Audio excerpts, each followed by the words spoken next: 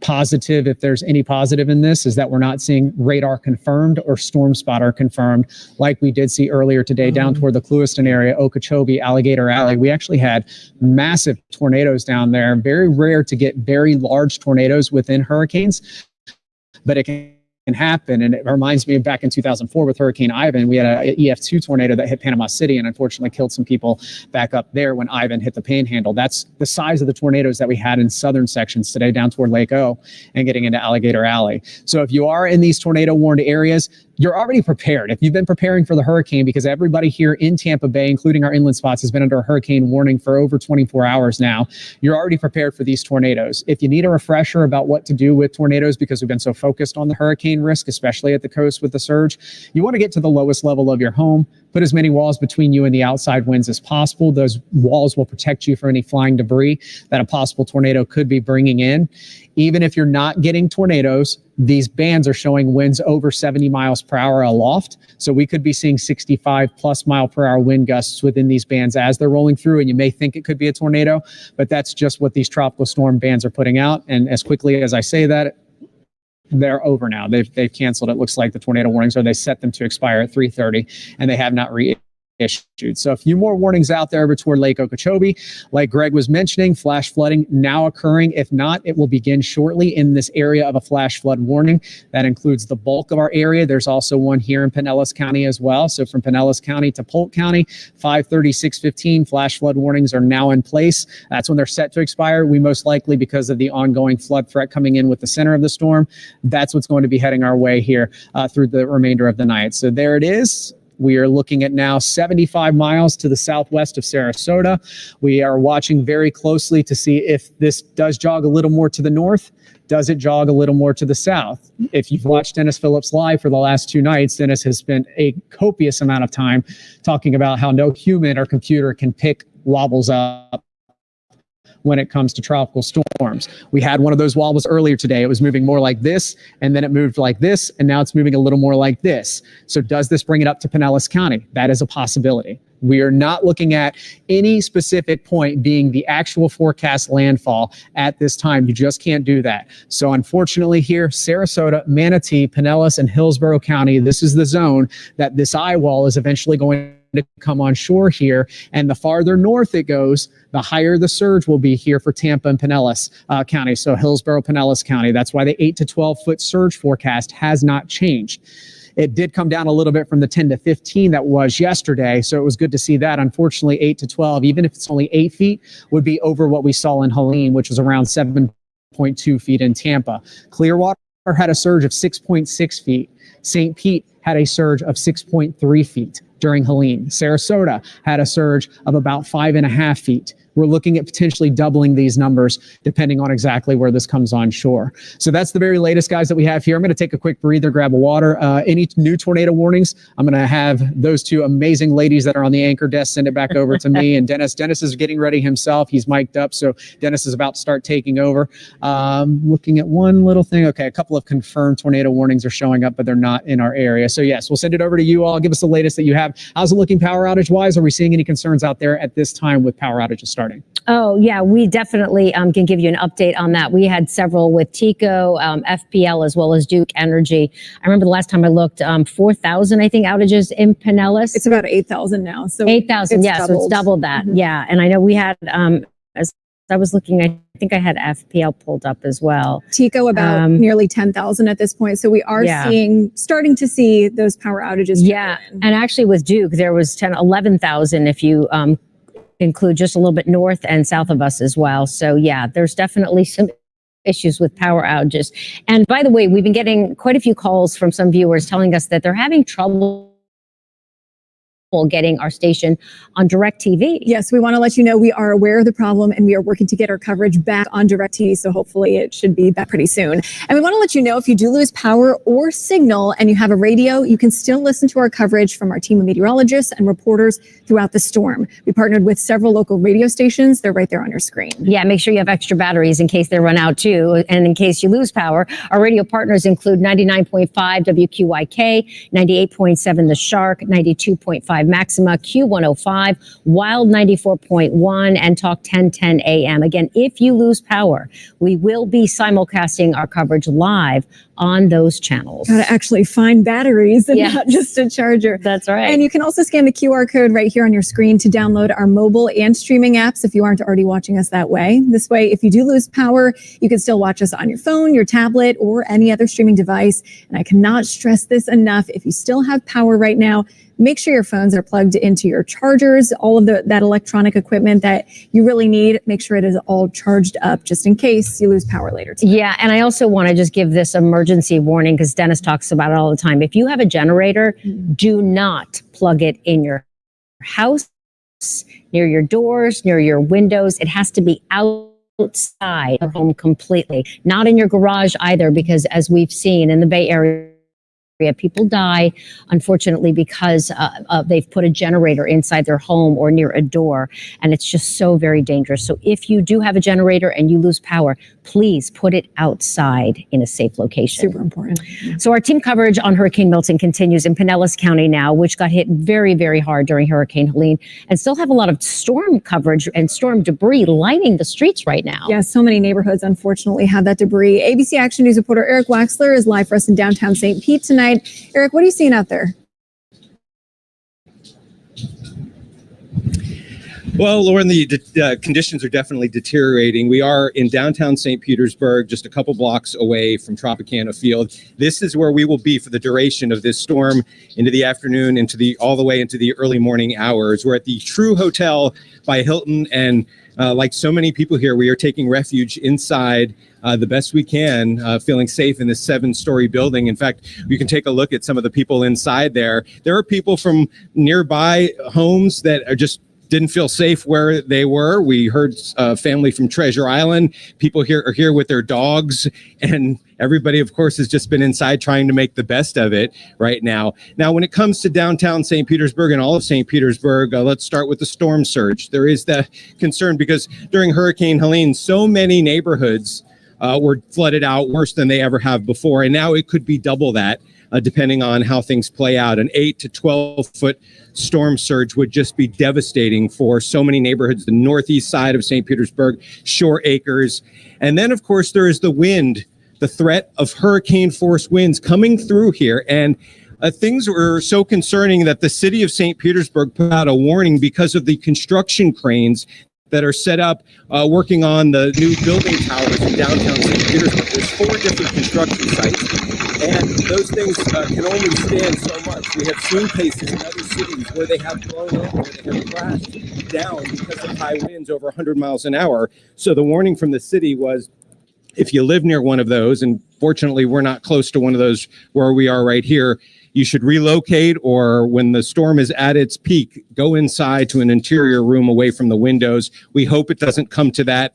We're told that they set those cranes to a weather vane setting so that they kind of absorb the wind and maybe blow around as opposed to trying to resist the wind. So hopefully we don't see any incidents with that. In the meantime, you're looking at Central Avenue.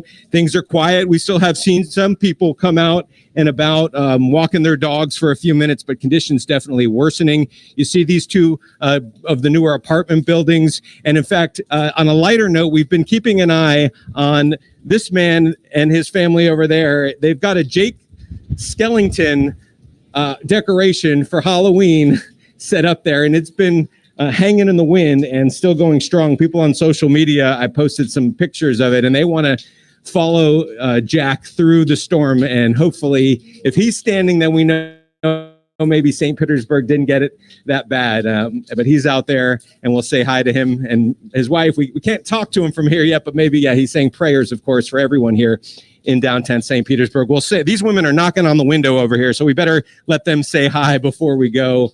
Everybody trying to make the best of a very bad situation here in downtown St. Petersburg, but we'll be here through the night as Hurricane Milton comes our way. Live in downtown St. Petersburg, I'm Eric Waxler, ABC Action News. Eric, thank you. You know, in the field, you always need a gauge, and I like Eric's better than, you know, a flagpole or something. For We sure. love that. Absolutely. We'll be checking back in with you. Thank you, Eric. We do want to check in on the bridges now. These are live pictures right now from the Sunshine Skyway and the Howard Franklin bridges. Both of these bridges are closed. They have been for several hours now.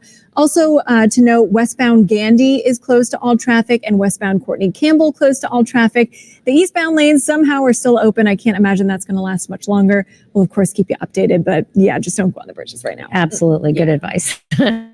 We continue our team coverage in Palmetto, and that's where we find ABC Action News reporter Casey Albritton. And Casey, I know you're north of Bradenton, which is also expected to get a brunt of this storm. You were around mobile homes there earlier with so many not evacuating. Are you in that same area? What are you seeing out there?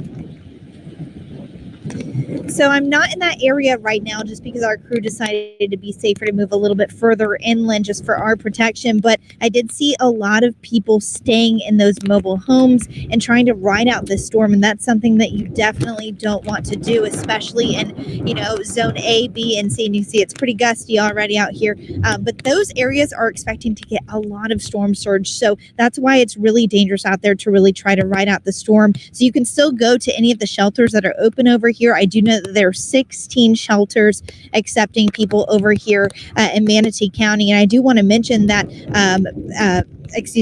Palmetto PD, they came over and they were checking on us, and they actually said that they were going door to door in those neighborhoods where all those mobile homes were, and they said that they were telling people to write their social security numbers on their arms so then they can be identified after the storm. And that is really difficult to hear. It's a really sad situation for a lot of those people who are planning on hunkering down during this. So definitely if you have time, if you are able to, you know, get to higher ground. We are in a neighborhood right now that's a little bit further from those mobile homes, and we have a lot of homes that are boarded up right now. It is raining. There are some strong gusts of wind out here. We did see a couple people come out and walk their dogs in between those gusts of wind and that heavy rain. So we're kind of in a moment right now where we're able to be outside and be able to bring this information to you guys.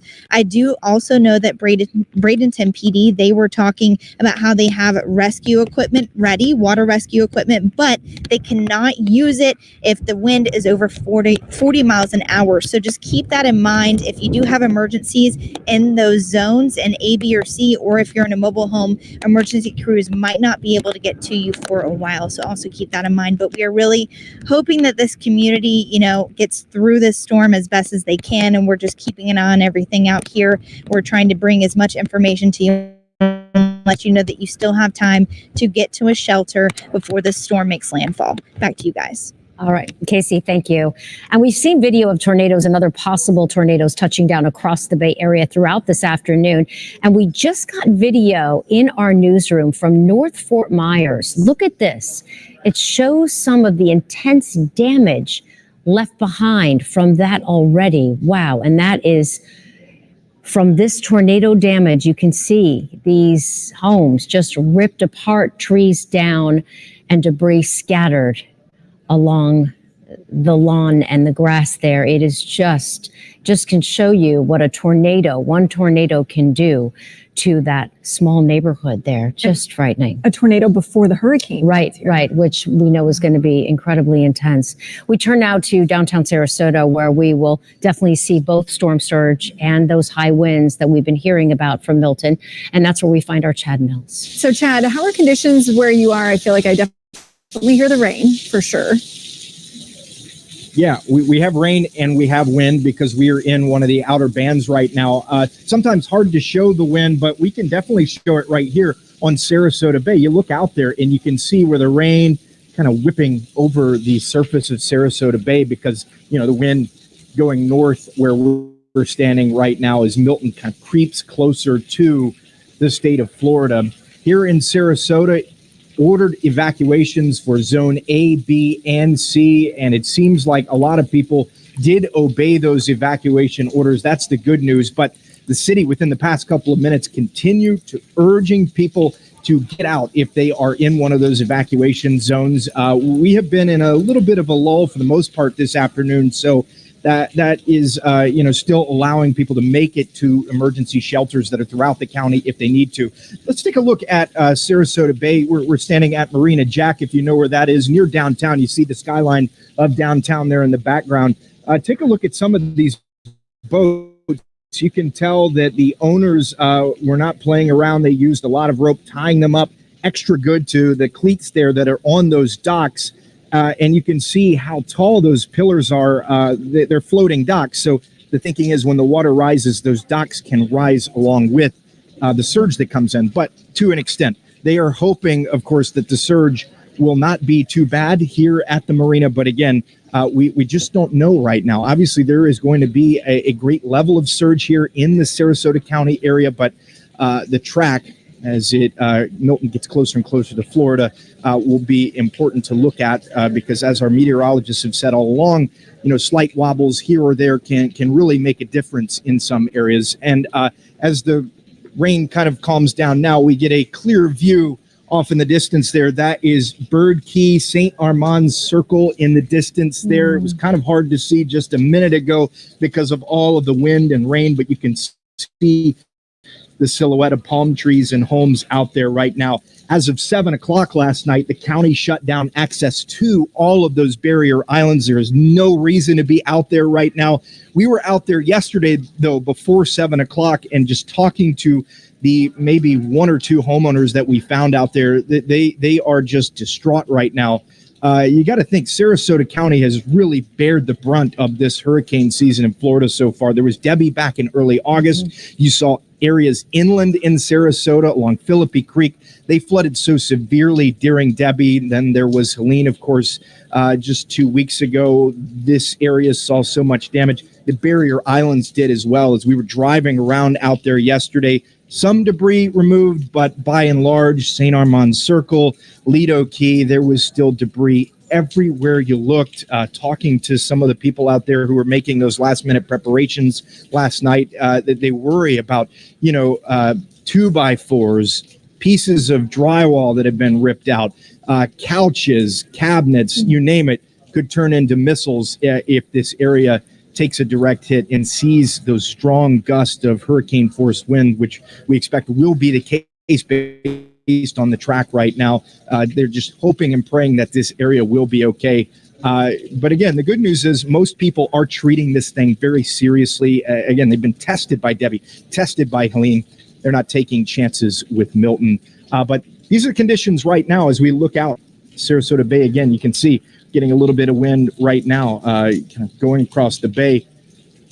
We expect it to get much worse as the night goes along. No wave action here in the marina right now, but of course that will change. The city, though, says the bulk of the surge will happen well after Milton passes, perhaps sometime tomorrow morning. So even after the storm passes, so important to stay inside.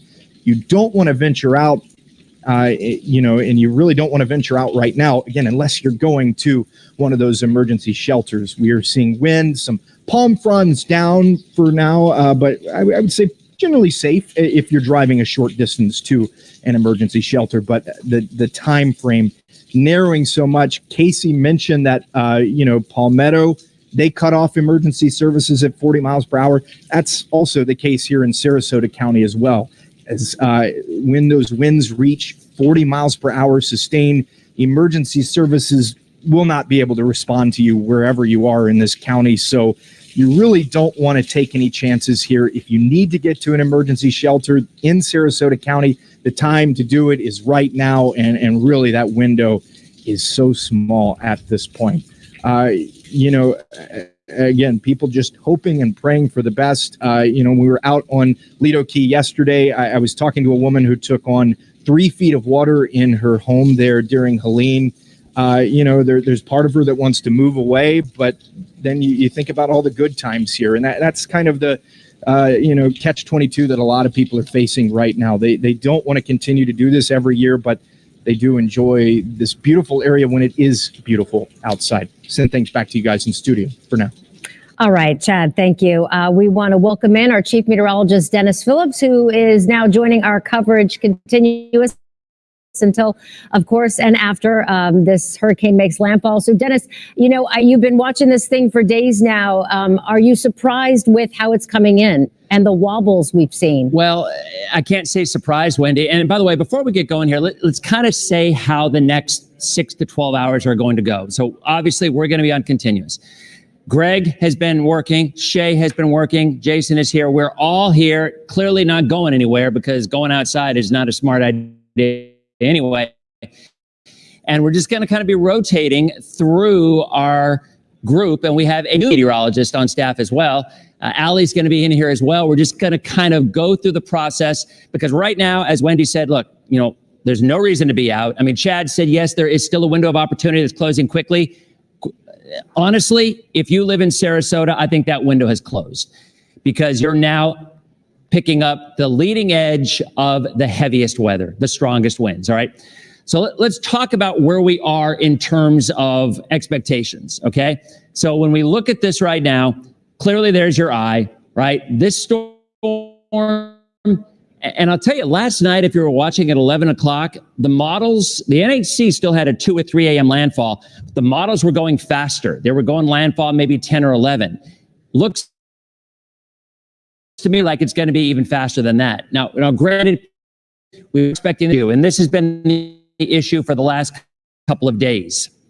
Wendy just hit the nail on the head. Those wobbles. Wobbles are absolutely positively unpredictable. There's no one on earth, there's no model on earth that can predict them because there's so many factors that go into play. And what we have right now is exactly what we talked about yesterday and the day before. Remember how we said, as this is going to approach, you're going to have a lopsided system.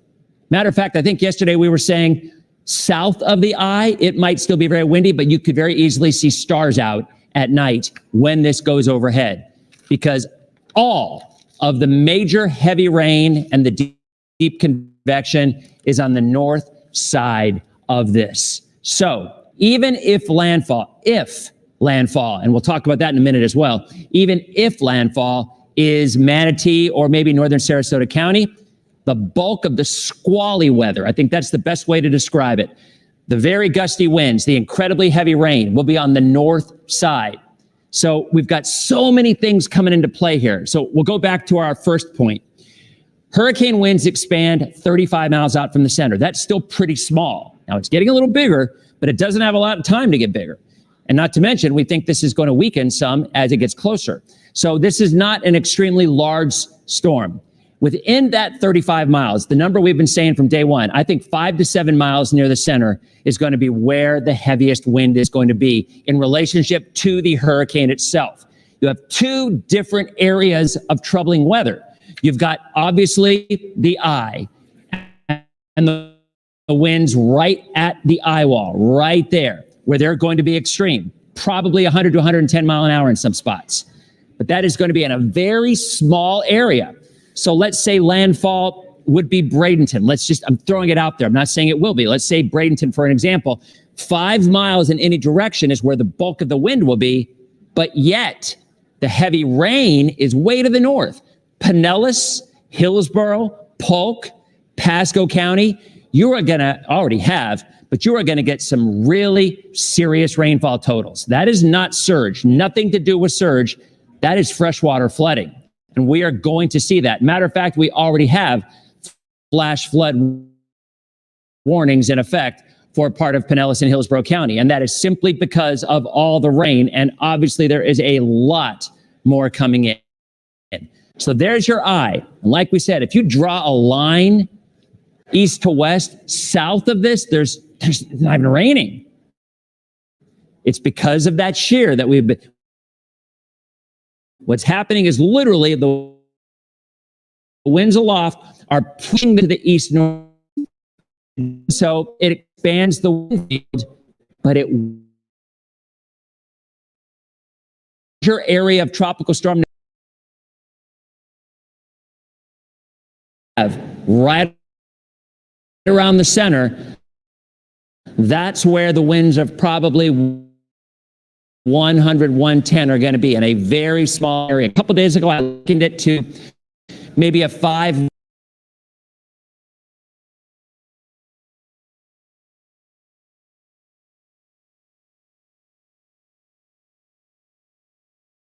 mile wide EF1 tornado. I mean, it's not that dramatic. I don't want to make it sound that way because even within those sustained winds, there will be pockets of heavy wind.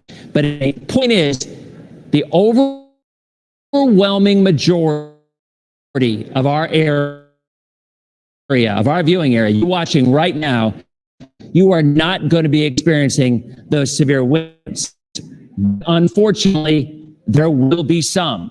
This will be the first major hurricane to hit the Bay Area during 103 years. And there's absolutely maybe, might it move a little bit north of possibly. And that still concerns us. And we'll talk about that in a minute because there is still, let's rewind to Helene. Remember, everybody was focused on Tallahassee. The governor, everybody was talking about how we had those giant trees and it was going to be a debacle. It was going to be devastating for Tallahassee. And within the last 6 hours, it moved 3 miles to the east. All right? Well, unpredictable. Absolutely unpredictable. Well, we're about 6 hours out now. So we're seeing swells that can go in either direction. So I encourage you, look, I don't think anybody's going to be out driving. I came in a couple hours ago and there were not many people on the road. But if you live anywhere along the coast, your window has closed. It really has. I mean, maybe Pinellas County, you can still get on in northern and central Pinellas, but the rain and the flooding and roads are flooded. Flash flood warnings. I mean, look,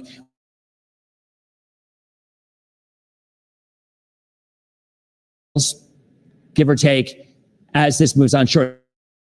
Now, by the way, it's not moving towards Sarasota at this point. It's moving a little bit more toward the north and Jason will talk about that coming up in a couple minutes. But you do the math. It's moving, 16, 17 miles an hour? It's 4 hours. So if it slows down a little bit and it's forecast 2, maybe it's 5. But this will not be a 1 or 2 a.m. This will be a 10 or 11 p.m. So in terms of it's really now just starting to get into it. Yes, we've been talking about the tornado warnings. And I'll tell you, normally, you guys know this, if you've lived here long enough, you've been watching long enough, and if you're new, you're learning now. Normally when you have a hurricane, we see lots of tornado warnings. Very rarely do we ever get verification that they made it on the ground. We have already seen we've shown it on TV. I've seen pictures on Facebook, down in Miami as well. These are sizable tornadoes. So in these very far extreme bands here, and there's still tornado warnings in Northern Highlands and southeastern Polk County, there is absolutely the potential for some EF1 tornadoes. I mean, some pretty legitimate sized tornadoes. All right, so let's recap the overall stuff here, okay? This is winds of 130 miles an hour. It has continued to rise quickly. That's good. The higher the pressure, the lower the winds. The lower the pressure, the higher the winds. But the fact that the pressure is rising means it is weakening. Everything is going as expected in terms of intensity, moving northeast at 16 miles an hour. But the big question, and again, that is going to impact surge. More than anything, surge. Look, if it goes 20 miles more to the north, the wind changes will be minor. I mean, there might be a little more northern surge totals. And you know this, we've been talking about it for days on end. So wherever landfall occurs, wherever that eye occurs, crosses land, at that point and to the right is where the surge will be the highest. Imagine a counterclockwise, a little spin going on right there as it's coming in, right? And it's just going to push the water because surge has nothing to do with winds. It's all about how big a storm is that literally pushes the water to the coast, okay? So at the point of landfall, right along the coast and just below it, that is where the surge is going to be 9 to 13 feet. In comparison, Helene was about 8 or 9. I think it maxed out in some places nearly 10. Higher in Horseshoe Beach, where landfall occurred. So that is our concern, because if this were to wobble 20 miles more to the north as opposed to the east. And let's be honest, we usually see a wobble a little bit closer to the east. Typically, not always, but usually that's what it happens. But we are just so close to having this go into the bay and potentially bumping up the surge from what would likely, like I'll call it like I see it here.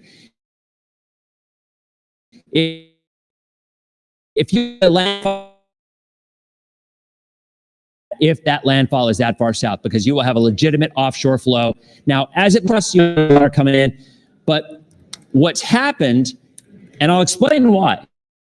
What's happened is over the last 4 days, you used 10 to 15 feet all the way from Pasco County through Pinellas County into the bay and into Sarasota. And there's other sites that are using the actual forecast track from the Hurricane Center to determine the surge. Here's why you're seeing that 10 to 15. Because the Hurricane Center wants to make darn sure that every person out there sees what could be the worst scenario. They don't want anybody afterwards saying, I didn't know. The challenge with that is the forecast, the official forecast, is well to the south of where they, again, Hurricane Center believes, and I agree with them. It's tricky. It's a challenge, because I've had this question 11 billion times in the last 2 or 3 days. I don't get it. Why is it 10 to 15 feet if the storm's going to make landfall 30 or 40 miles to the south? It's a valid question. But I'm telling you, that's why they've done it. So what we've done here is we're showing you what the Hurricane Center is saying, but we're telling you that if this landfall is more central Manatee south, there ain't no way in the world that they're going to have an 8 to 12 foot surge in the bay.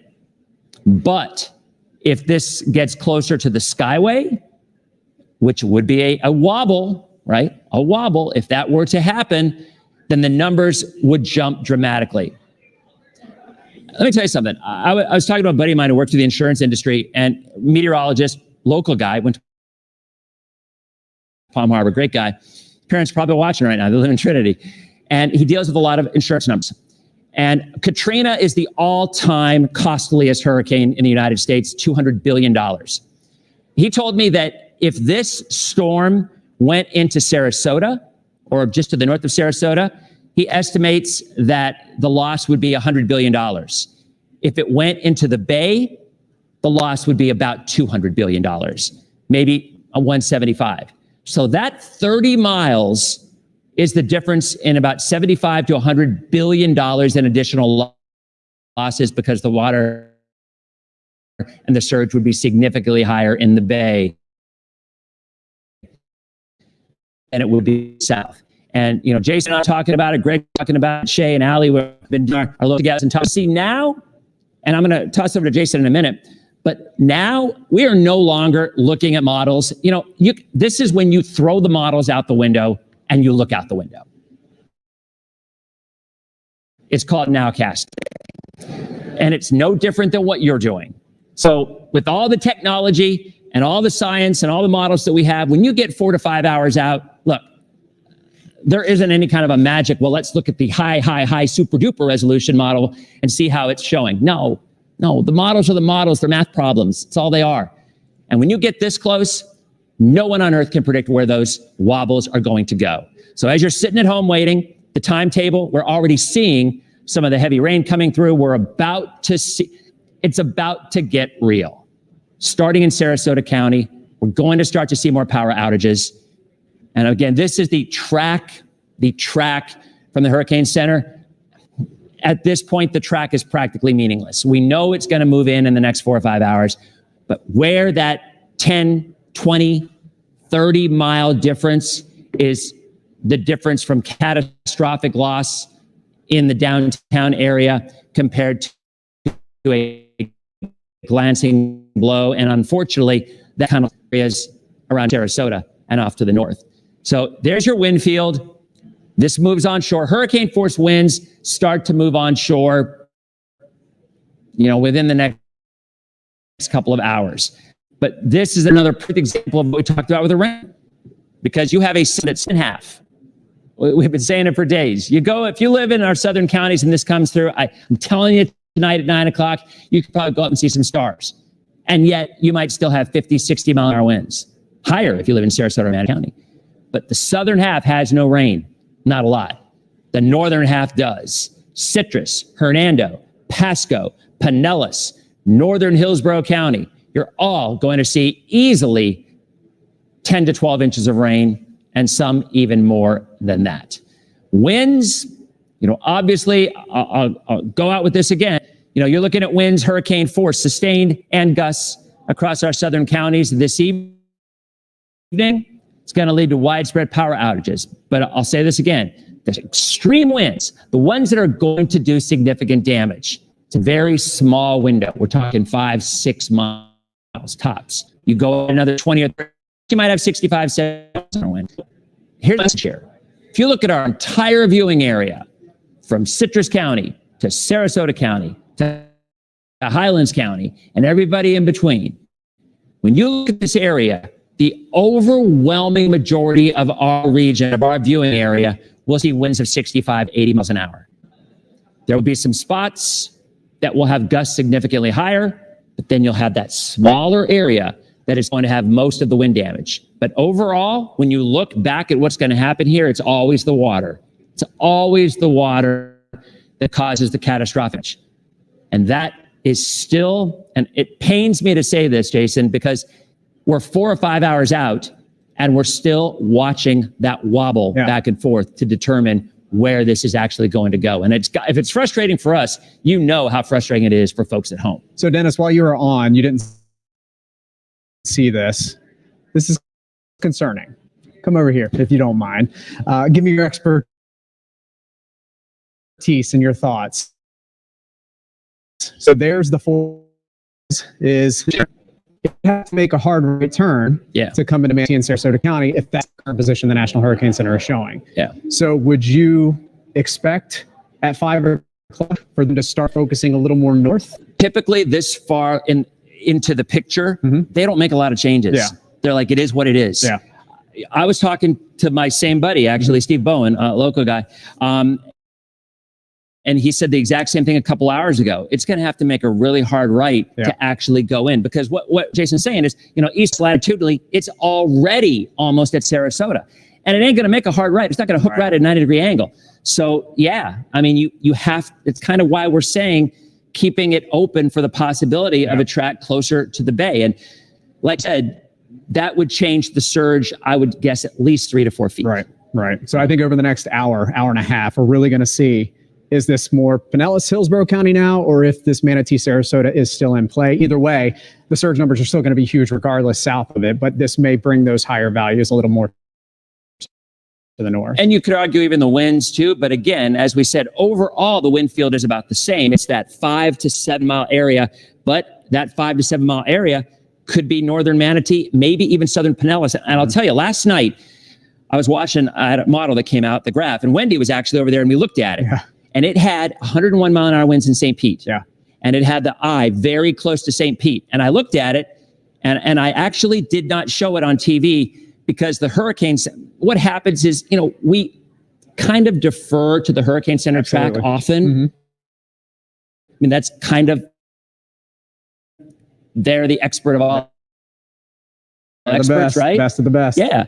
So I see a model, one different from the NHC track, we're kind of like, just don't show it because it would be. Yep. But when we looked at it, and if what you're saying makes a lot of sense, I mean, that might very well pass. You live in southern, you would have to expect 10. That's what we're going to have to see if we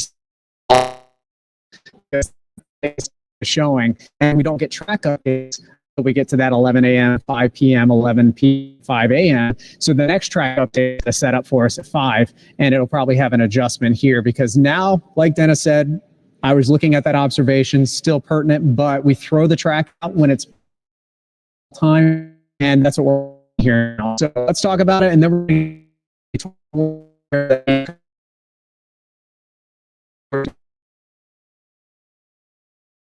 120 o'clock advisory. We'll get the advisory here at the top of the hour. Movement has picked up 1 mile per hour. It was early today. It's now up to 17 miles per hour. And clearly you can see that movement to the northeast. And there's Sarasota County, there's Manatee County, and it's now reached latitudinally here, both of those counties. So if it were to landfall here, as the projection was earlier today, we would start to see more of that hard right turn. And we're not seeing that right now. On this northeasterly trajectory, if it were to continue without a turn to the east, then this clearly puts in those high surge forecasts, those reasonable worst case scenarios from the National Hurricane Center into Pinellas and Hillsborough County as well. So that's what we're watching. A couple of observations too about the storm, and has hinted on this over the last couple of days. The south end, once you get past this part of the center, you're basically having no rain, still those strong winds. You'll just get some wind without the rain as this starts to move a bit more to the east over the next couple of hours. Looking at the radar, we had widespread tornado warnings in Polk, Highlands, DeSoto, and Hardee counties. Happy to say that right now the current map shows no tornado warnings. What this does show is in green, we have flash flood warnings, meaning flash flooding. If it hasn't started already, it will easily begin here over the next couple of hours. So we have two highlighted. One of them covers DeSoto, Hardee, Highlands, and Hillsborough County. Also Manatee and Polk counties. The other one covers Pinellas County. This was issued earlier today. And that both of these go till 5:30, 6:15. Don't worry about the end times on these, because that does not mean that we're going to stop seeing flash flooding at that point, with the center now beginning to approach the coast. So that's the first thing I want to point out. Second thing, after of course not seeing a current tornado warning, the other thing is now we've got the eye clearly offshore, and we're beginning to see the hurricane force winds, those 74 plus mile per hour winds, begin to approach the coast. So I'm going to draw a couple of lines here. Within this band here, these are strong tropical storm force winds at the coast now from Pinellas, Hillsborough, Sarasota, and Manatee. And Lauren, if you can you check on power outages and let me know what we're looking like there while I talk, and just interrupt me whenever you have those numbers. Yeah, so we were actually going to talk about power outages once you guys were done, okay. But we are seeing a significant starting to go up. So that's because we're seeing now these strong tropical storm force winds. So these are winds that are 50, 60, 70 miles per hour now through Pinellas, Hillsborough, Sarasota, Manatee counties. Where the hurricane force winds start is just offshore, and it's within this band here. Once these move onshore, these are the sustained 74 mile per hour winds. These are the ones that Dennis was letting you know a second ago that extend out 30, 40 miles from the center, right? So 74 plus mile per hour gusts in that band. The sustained winds will be shortly after that. And then the 100 plus mile per hour winds, the ones around the eye, are right here. This is the pocket with 125 mile per hour winds. So we've got about a 3-hour period before we start to see those winds moving onshore. If it makes landfall farther south, we'll have a little bit of a stronger system. If it makes landfall a little north in Pinellas County or Hillsborough County at the mouth of the bay, we may get these numbers down to 115, 120 as the system is clearly in a weakening phase compared to its rapid intensification Cat 5 days a couple of days ago. So that's the first thing I wanted to point out on the radar. I also want to point out that in Hillsborough County, in Manatee County at Holmes Beach earlier today, we had in 1 hour 4 inches of rainfall reported from emergency managers, and we are still getting just completely soaked right now with these bands. These bands also setting up through Bradenton, Sarasota, Osprey, Venice, Siesta Key, down to Nokomis, Venice Beach, South Venice, all the way over to Northport and Inglewood. That's where these bands are setting up. But right there, just offshore, those are the hurricane force gusts that are already starting here to move very close to the beaches. So here in Sarasota and Manatee County, within an hour, hour and a half, you're going to start to get those 74 mile per hour wind gusts that are happening for you all. Now back north, in Pinellas County, very heavy band coming in now through St. Pete, Kenneth City, Leoman, over to Pinellas Park, Feather Sound, the Gandy area, Indian Rocks Beach, Reddington Shores, and we're also looking at Madeira Beach, Treasure Island, St. Pete Beach, Paso Grill, all completely covered up by these bands. And we talked about this just 2 weeks ago when we were covering Helene, and then a couple of months ago when we were covering Debbie. Hurricane winds are much stronger the higher up you go. And these bands, what they do is they work to pull that down to the surface. So every time one of these areas of red, orange, or yellow come through your neighborhood, that's where you're going to have those stronger wind gusts that are setting up. So that's what we're looking at now moving through Pinellas County. We've got a little bit of a lull from those extreme bands here in Tampa right now, but to our north, Lake Magdalene, toward Lutz, you're seeing the heavy rainfall here for you. Let's go to Lakeland because you have been saturated and under a flash flood warning now in Lakeland. Movement quickly off to the north-northwest with these bands, roughly at about 50-55 miles per hour is how quickly these individual cells are moving within these bands. And then as we continue to travel north, while the winds have not been too problematic for you at the Nature Coast at this point, you're just now beginning to get to those tropical storm force gusts, and we're looking at some very heavy rainfall setting up here across Pasco. Back out the radar. Also a huge concern. It makes landfall here. That huge convection area is going to be moving in generally this direction. That's going to produce 4 to 6 inches of rainfall per hour, and that for 4 to 5 hours, and is moving about 17 miles per hour. This setting up the flood threat that Dennis has been talking about and been in the last couple of hours. Huge flood risk, flash flooding for our inland spots, Hillsborough, Polk, Pinellas, Nature Coast, and over to Sumter and Lake counties. This is where we could see isolated totals well over 12 inches of rainfall, maybe even up to 18 inches of rainfall. I want you to think back to Hurricane Debbie. When it was rolling by in Sarasota and Manatee County, it produced 20 inches of rainfall. We could see numbers just shy of that, and you remember the extensive flooding that it was causing during those times. Dennis asked me to pull up the tide times too, and then Ileana, one more time, tell me what you were saying. Okay. If you're wondering about tide times, we are hitting low tide now, or we've already hit low tide. Our next high tide, except for Crystal River, is tomorrow morning between 3 and 7 a.m.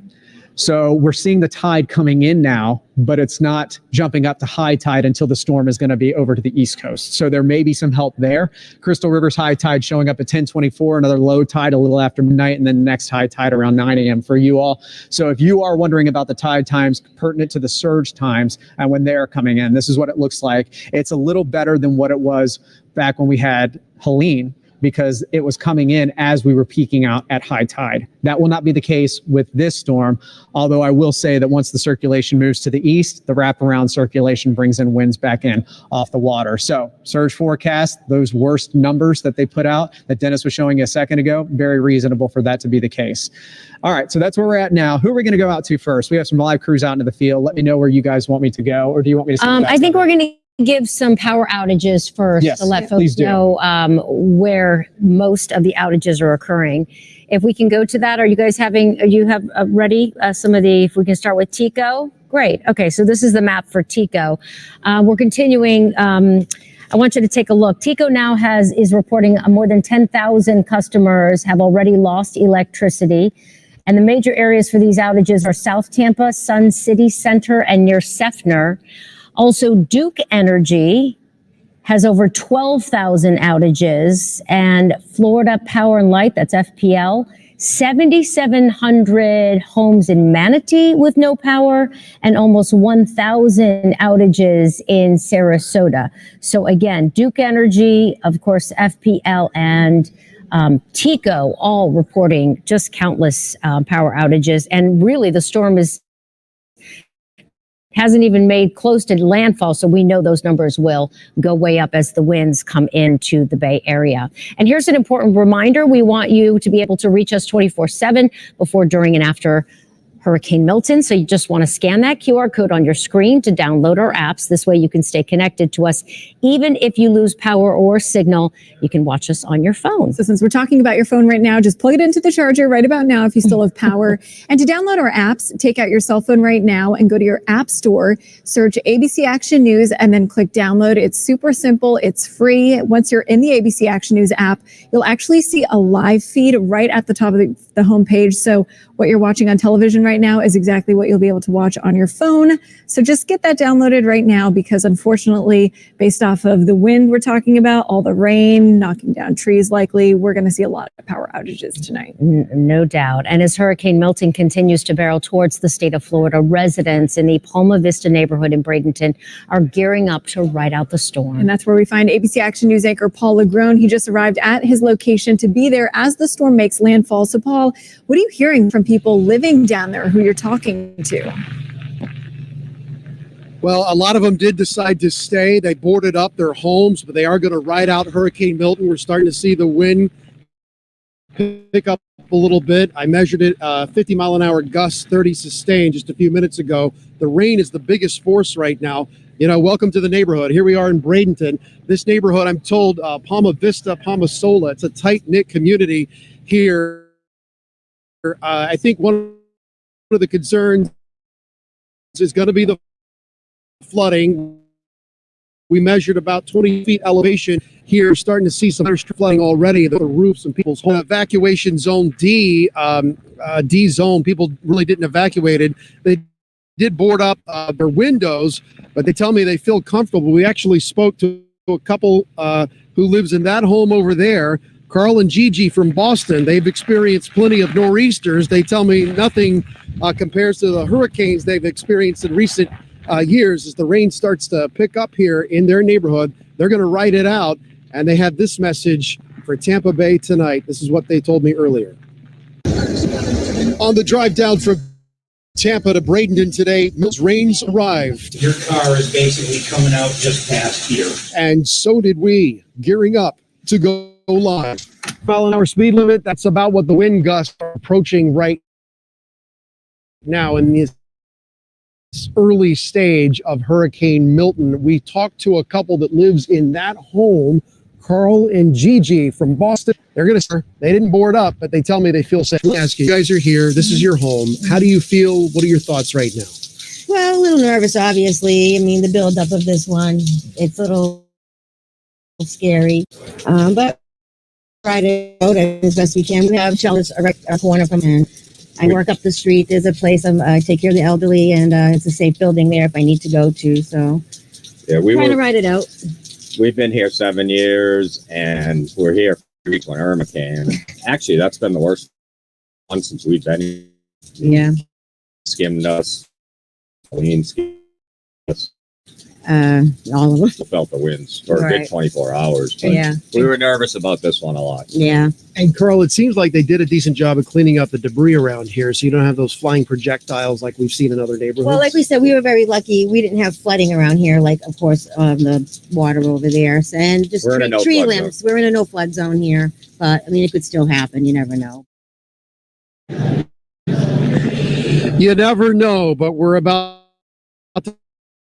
to find out. And we're running, like I said earlier, it's now cast time, and it's time for real-time reporting and the scenes of where we're set up to go here from, I call it the Hurricane Hotel, coming in here. It's basically an Airbnb home. That's the relay from what you just saw, the image behind me, up and running right now. Obviously, we've got the power. So this neighborhood right now still has power, and we're hoping it stays that way, obviously. But everyone really here is prepared, even though they are riding out the hurricane. And we're about 3 miles south of the Manatee, the river, and we're about a few miles east of the Intercoastal. Storm surge was a big concern here, and as you guys have been reporting back there, and Jason Adams and Dennis Phillips, the storm right now is evolving before our very eyes, and as you guys are measuring that on the radar, we're feeling it out here in real time. And does this go to the north? Does it make the hard right here into the Bradenton, Palmetto, Sarasota corridor? This is the page turner that we're all experiencing together throughout Tampa Bay. So we'll be here every step of the way, and we'll be here all night long until the storm is done. Guys, back to you. All right, Paul, thank you. Of course, we'll check back in with you as this storm continues to move inland. And we're continuing to check on conditions in Pinellas County as well, where winds are picking up. Yeah, ABC Action News reporter Kylie McGivern joins us now live from Seminole. Kylie, this is the first time we've heard from you this afternoon. I hear that wind blowing against you. How's it going out there? How have you seen things change? Yes, just even within the last few minutes, I would say the wind has certainly picked up.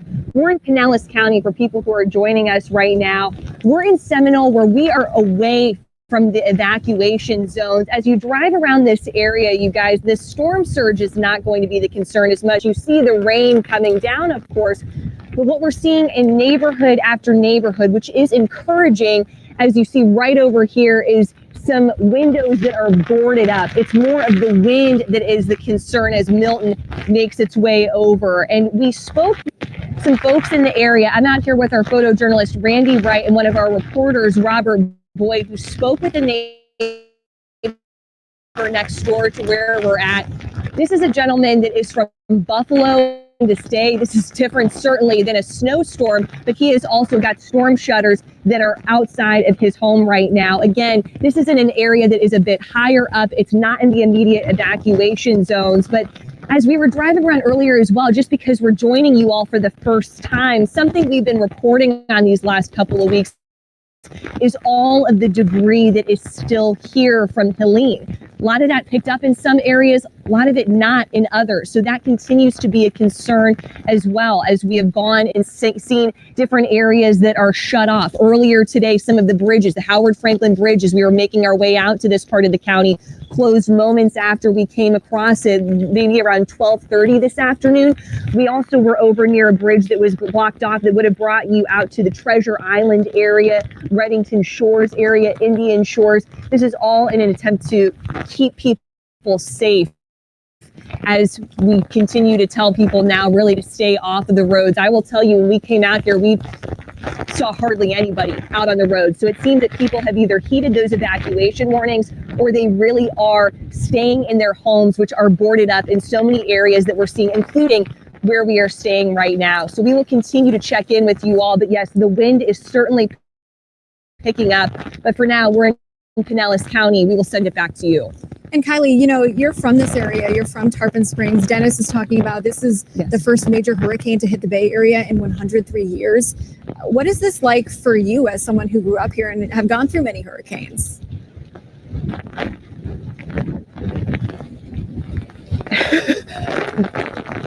It's a little emotional to think about, because it's like this is the storm that we have talked about, or the possibility of the damage that we have talked about, you know, my whole life essentially. In the last storm with Helene, you know, my dad, he stayed at home, the house I grew up in Tarpon, which is up on stilts.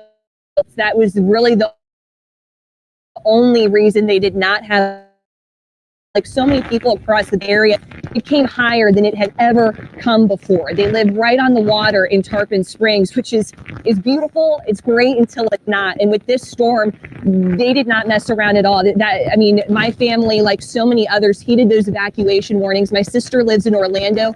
They are with her right now. They're probably watching right now, but it is something that I know my mom called and she said, you know, we're really thinking about what we need to bring, because we just don't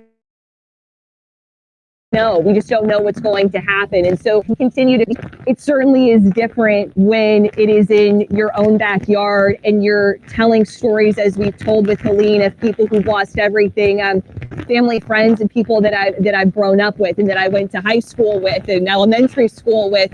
And so this is something that we're all looking at each other saying that this is concerning. You know, in the past, I know a lot of us talk about, yeah, this is part of living here. You cover hurricanes, you cover storms. This comes with the territory. But this is, it feels more personal. And again, this is right on the heels of another storm where it has been so sobering, among so many other words, about the power of what this can do. So I've heard just a lot of people saying they are praying, they are sending prayers, they are getting out, they are taking action, and they're watching Dennis Phillips. Everyone I know, I mean, this is what we do. We are here to bring you the information that we can to keep you and your family safe as we think about our own families as well. And so we will be here through the rest of this storm, and we'll continue to bring you updates. But that's what's going on with the McGiverns. Yeah. Thank you guys so much. Part of it, of course. Paula Grown, of course, growing up in Plant City, said the same thing, that it's just like when you see it, your hometown. And I've been here 20 some years. Dennis has been here over 30 years. And we've talked about this, like every time it doesn't hit Tampa Bay, it doesn't hit the Bay Area. And now here we are 103 years later, and it's hitting our own backyard. And it is emotional because now this is our home, and it's very emotional to know what's to come. All right, we're tracking conditions in Polk County as well. And as we know, Hurricane Milton will cross the state and as it barrels into our state of Florida. Yeah, and that's where we find ABC Action News reporter Mary O'Connell. Mary, how are things looking in Lakeland right now? Hey guys, we're in and out of bands right now. Actually, about a half hour ago, it was a little bit heavier rain, but right now you can see here it's pretty light, which means, you know, as this kind of goes in a circular fashion, it'll be heavier on and off. But we have noticed that people here in Lakeland and in Polk County and our drive over here appear to be heeding those warnings. Nobody was on the roads. On the drive on I-4 from Tampa to Lakeland, we noticed not many cars on the road at that point either. And even driving around Lakeland, there really weren't that many people here. I know our colleague Rebecca Petit earlier was at gas stations watching people trying to get gas earlier today. But since then, people are really hunkering down here. I know this area was largely spared from Hurricane Helene, the concern being for this storm, those high winds that we may see later, any kind of flooding that we might see later as well. But as you can see, at least for the time being, those rain bands are kind of moving on out and it's pretty light rain here for the time being. We'll send it back to you guys. All right. Thank you, Mary. We do want to turn our coverage now to Hillsborough County. And ABC Action News reporter JJ Burton joins us live in Riverview. JJ, the last time we checked in with you, folks were very concerned about the downed trees that could happen through the storm. Any new concerns? How are things out there? And the tree is still the big concern out here for folks in this neighborhood. We're in Bayett Springs here in Riverview, and we are here with Matt Bolden. You're one of our neighbors right over there. We were talking to you earlier. The rain eased up, and now it's coming again. Yeah. It's coming hard in waves. So it's you, your dogs, your wife, and your son over there, and you got all the boards up. You're going to hunker down. What else have you done to prepare for that? We closed all our interior doors, and we have a safe spot inside the house within the hallway, so we know if anything goes awry, that's where we're heading. Now, you've been here for 4 years. You grew up in California. We were talking about, the difference between earthquakes and this. You were saying, so what's more scary, or the both? They're both scary, but the earthquakes are so unpredictable. You don't know what are coming, but you don't see anything like this anywhere else. So a hurricane is definitely not something to not fear. And your neighbors as well. We were talking about, everyone. There's a lot of people that stayed. Some have left, some have gone. And you were saying, sort of, for 4 years, you've dealt with some, storms and stuff coming and going. But it was your neighbors that really had you nervous because they were preparing big time for this one. We see the boards up over the windows, the boards up over the doors, and the stuff like that. Yeah, the neighbors to the right of us have been here 35 years. They evacuated. The neighbors across the street boarded up. They've been here 30 years. So that's brought an extra level of fear that you just don't anticipate with a storm like this.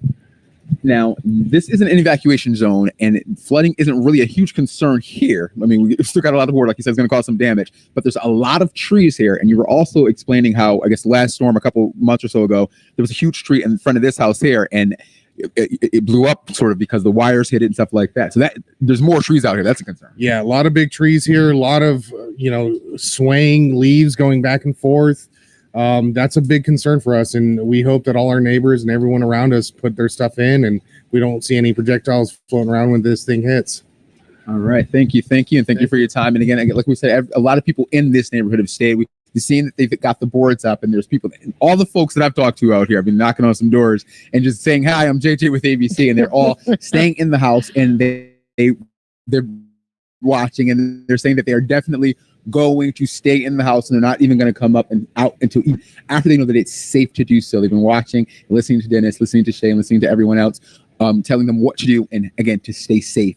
And all we have right now, we have the rain and the wind, but it's been coming and going on and off here in Riverview. Reporting in Riverview, I'm JJ Burton, ABC Action News. JJ, thank you. I'm just picturing a family sitting on their couch, watching whatever news channel they like to watch. And JJ, yeah, knocking on the door. Hey. Just saying hi. So thanks for talking with us. Yeah, and I'm glad that folks are watching because that means they're hunkering down and staying safe. Yeah. We do want to go further south now to Palmetto in Manatee County. Yeah, that's right. ABC Action News reporter Katie Legrone is in Palmetto.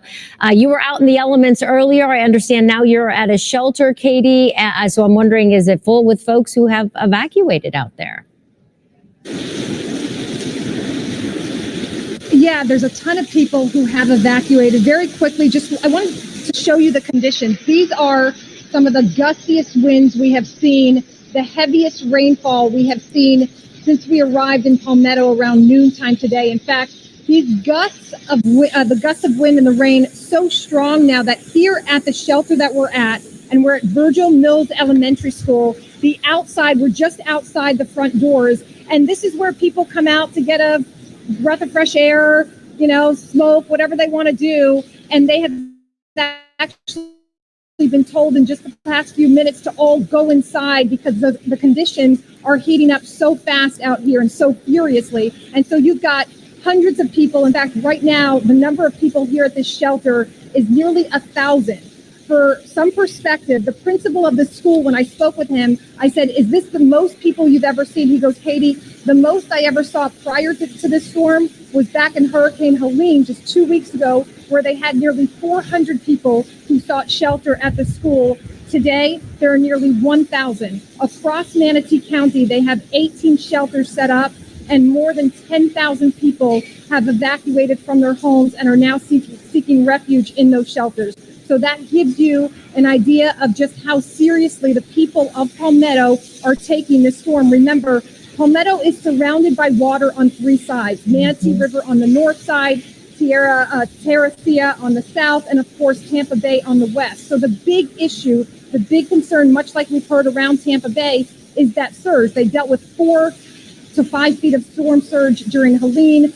If projections are what we believe they could be, we're looking at potentially 12 up to 15 feet of storm surge here. So people are taking this seriously. People are evacuating. I want to bring in Stephanie. She's a mom, and her son, her young son, 5 years old. They came here. They evacuated. Stephanie, I know you've been very patiently waiting for us to go live, but tell me, why did you decide to evacuate this time around? Since they said the storm was 100 years, they had never seen anything like this. There's no resources, live resources that I could actually speak to get knowledge. What should I do? Where can I go? So we just came here to be safe. And where are you coming from? Downtown Palmetto, right across from the Palmetto Library on the side of the historical. Close to the water, but I mean, we're an 18-foot surge. I'm a C, and we got evacuated. How concerned are you about what you're going to go home to after this?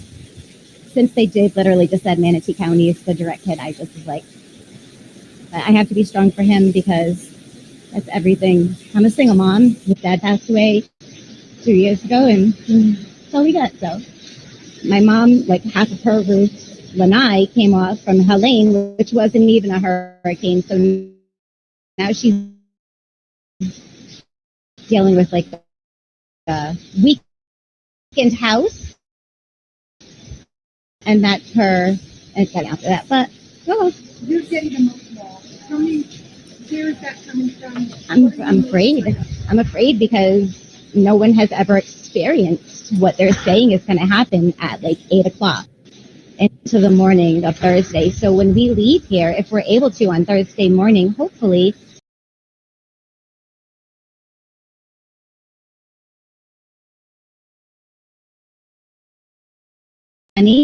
Everything is, it's hard. It's hard. Do you feel the love around you? There are a lot of people here. There's a lot of volunteers. Yes, everyone's been great. I personally know a volunteer. She's a principal at one of the other schools here, and I decided to come here because I work with her husband, and I just feel like it's, at least I'll know somebody because I've never been to a shelter before. And he's been through 4 hurricanes, and we've always stayed at home because I live on the 2nd floor, concrete building, strong building, but not strong enough for this, I feel. Felt it in my gut. And your little guy, 4 hurricanes in 5 years. Yep. How you doing, little guy? Good. You doing okay? Yeah. Good. Keeping your mom company and showing her, giving her lots of hugs and kisses. Yeah. Yeah. We all need the hugs and kisses. We Yes, really ma'am. do. I Thank know. you. We're going to get through this. Yes, You we know will, that, right? and you guys will have to drive, so I'm like, please, hurry up.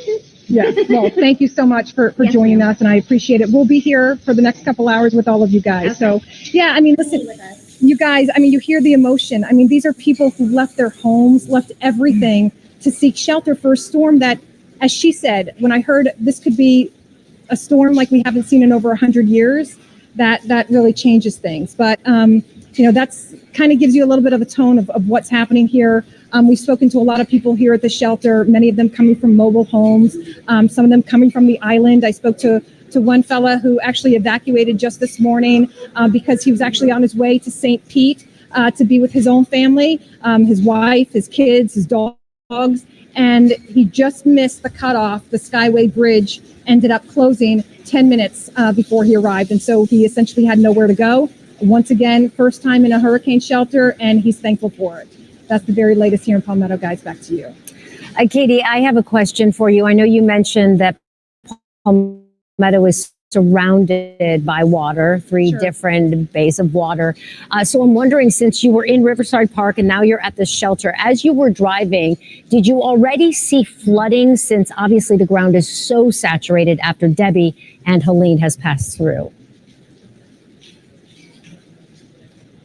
Remember, we started driving here. It's probably been about an hour and a half or so, Matt. I'm just looking at my photographer. We've been here for a little while. And so we saw there was quite a bit of rain coming down. We didn't quite see the flooding yet, but I can tell you that's the big concern. I mean, officials have been driving out around the area. In fact, they even told us, we ended up talking to a police captain earlier today, and he said, you know, there's going to be a certain point where we can't get on the roads anymore. That 45-mile-per-hour wind, we can't get on the roads. And I know that he's already stationed where he needs to be.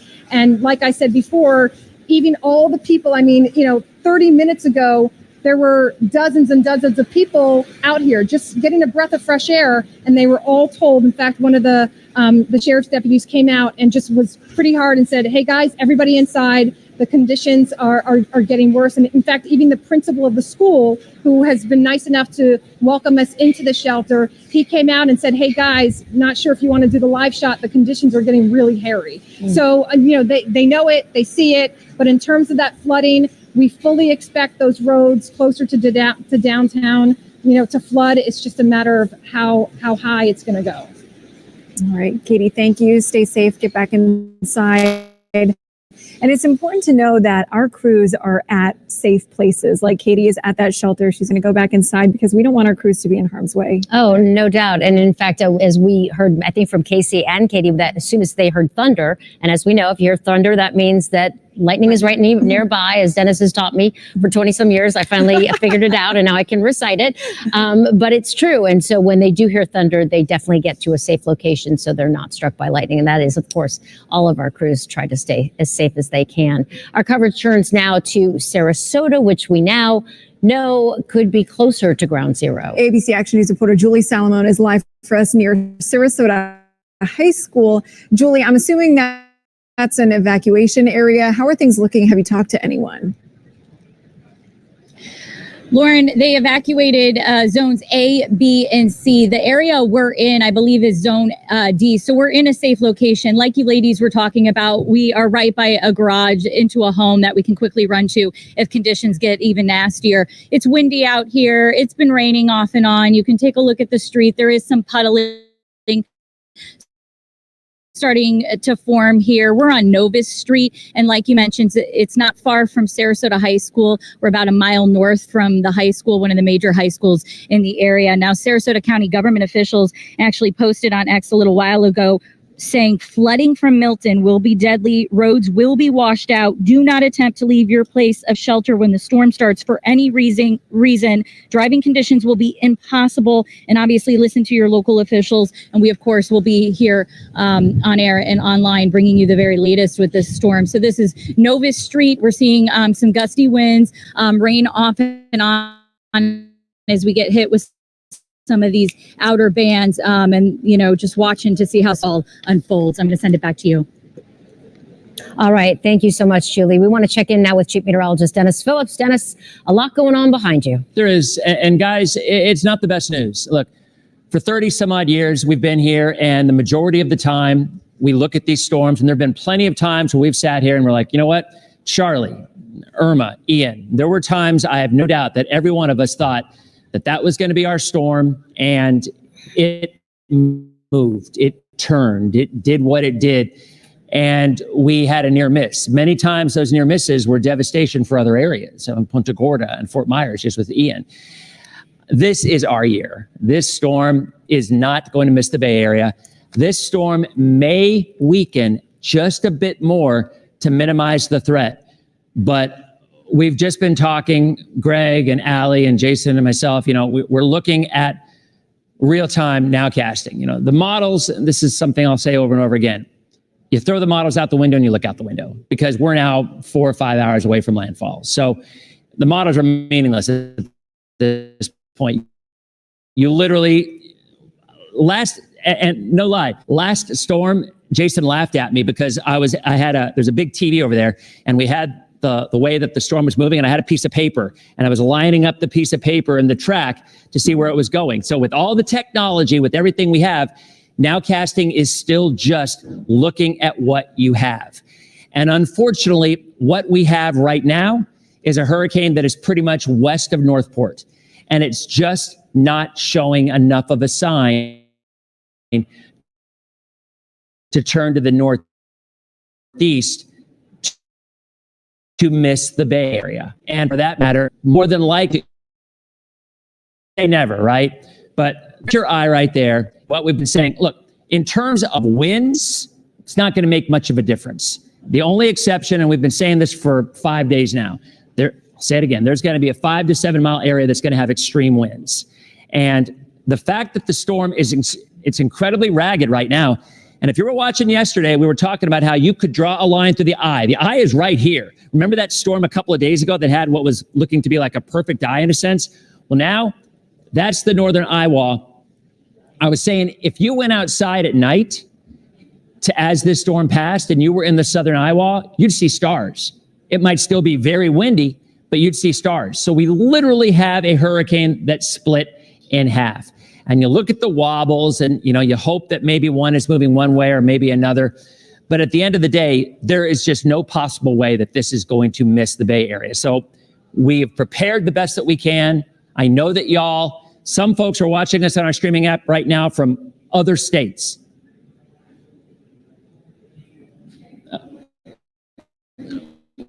Okay, I'm getting a picture. Really, really bad rain in Clearwater. Let's go back to this. This is what we're talking about here, guys. All right.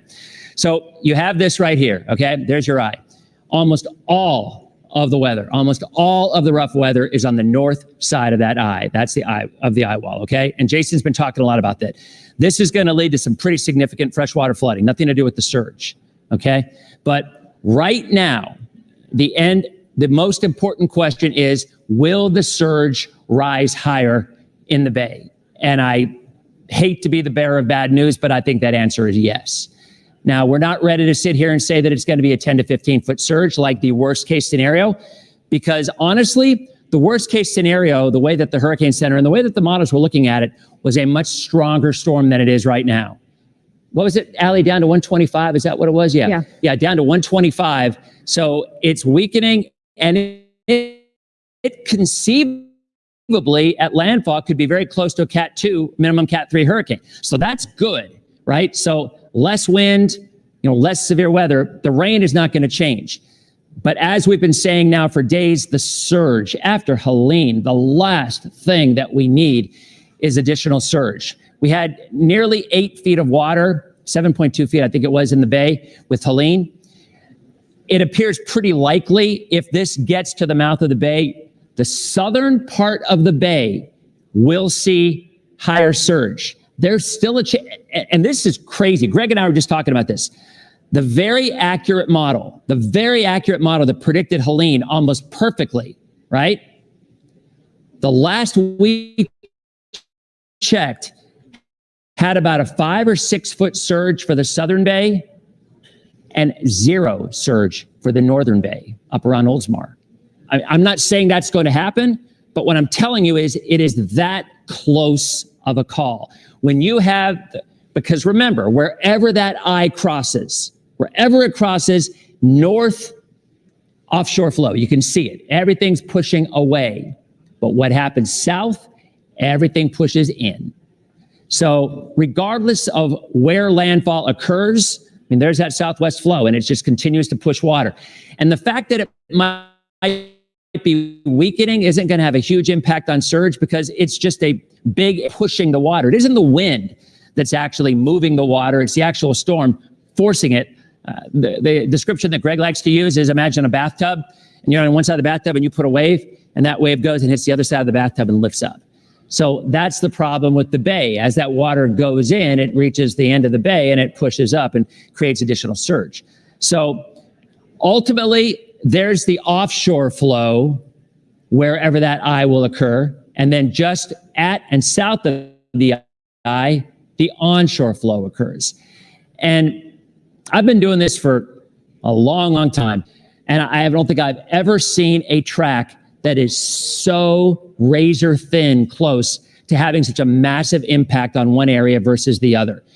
And I talked about this a little while ago. I mean, there's estimates that if this storm goes into the bay as a Cat 3 or 4, you could have $175 billion worth of damage. If it goes into Sarasota, you've got about $100 billion. So it is obvious because there's well over 3 million people. You've got all of this built up right along the water. And I mean, look, we all knew this was going to happen at some point. I mean, we do. How many times did we look out? I mean, it's not a matter of if, it's when. Well, unfortunately, today is the when. So here's the timetable. High tide is later tonight. Here's a good little bit of positivity is the high tide is not particularly high. It comes later on tonight between 10 and midnight. It's about 2 feet. It was about a foot higher with Helene. So we are certainly looking at that water increasing based on the track. The NHC is going to have its new track coming out any minute. I'll let you know whether or not it's actually referencing the fact that this looks like there will be an impact on the bay. Again, I do not believe you're looking at that case 10 to 15 foot. I do not believe that, but I don't think we're either. I think it's going to be somewhere in between. You could argue somewhere closer to Helene numbers, maybe a touch higher. But as you see here, I mean, there's the eye. It's west of Northport, and it is not moving due east, nor will it. So this is something that we're going to continue to track. Now, I'm going to check the new numbers from the Hurricane Center.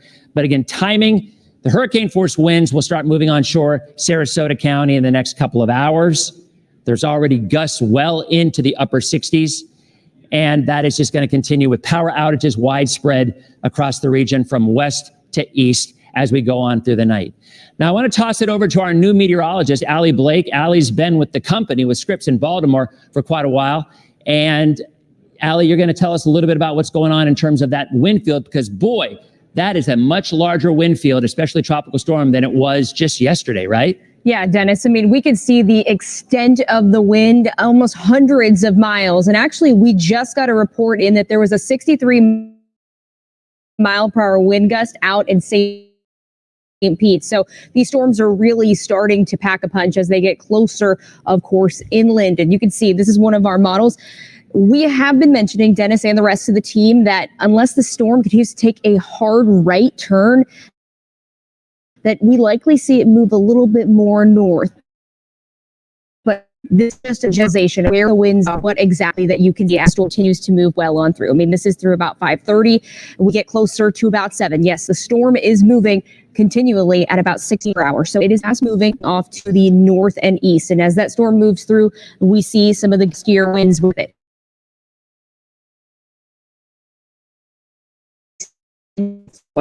As that storm continues to move well on through. Look, by about 9 o'clock, this is showing that right turn. I think we get a little north, but you know, it's just a matter of the track. Just a few miles can cause a big difference between the Sturge values and between wind totals across the storm as a whole.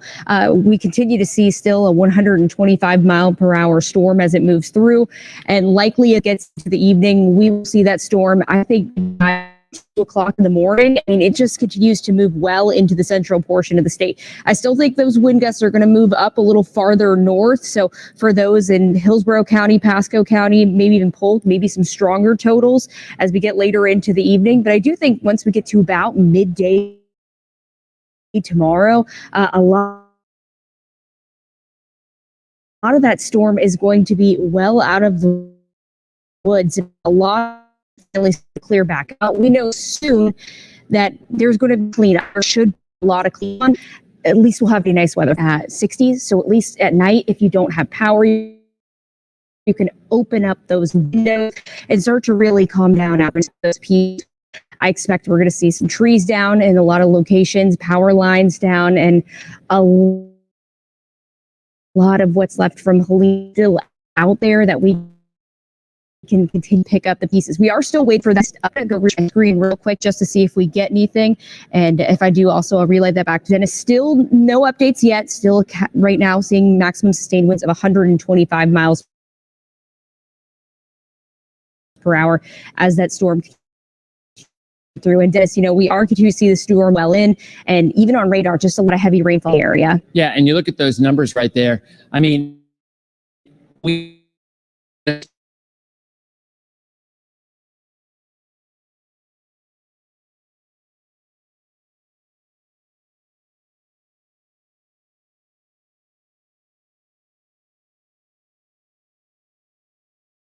be interesting to see if they address the bay, because it's the elephant in the room. You have to.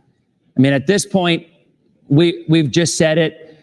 There's no way around the fact that at least part of the bay is going to get a 5 to 8 foot surge, whether it's the entire bay. I mean, I honestly don't think I've ever seen a forecast where a 10-mile difference might be the difference from the entire bay having surge to maybe only the southern half. And I've certainly never seen models like the Slosh model showing earlier on, having the South Bay 5-6 feet, the North Bay 0 surge. So, but that was based on the track earlier on. And unfortunately, I just can't see.